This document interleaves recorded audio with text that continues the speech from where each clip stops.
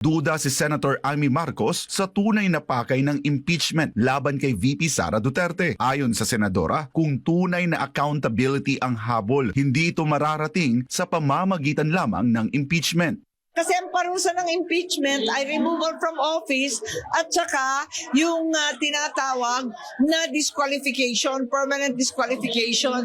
Parang nagdududa ako na kung talagang accountability, sang katutak ang kaso ni Inday Sara sa COA, sa DOJ, sa Korte Suprema.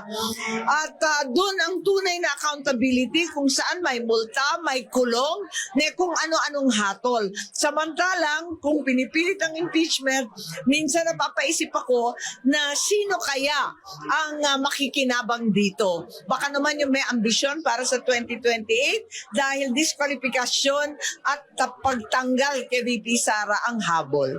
Naniniwala si Senadora Amy na ang mga individual na nais ma-impeach si VP Sara ay may pansariling interes para sa 2028 elections. Sigurado ako doon at kinakailangan magpakatotoo na tayo. Kung ambisyoso kayo para sa 2028, nako, talaga naman. SKL, share ko lang, hindi mangyayari yan.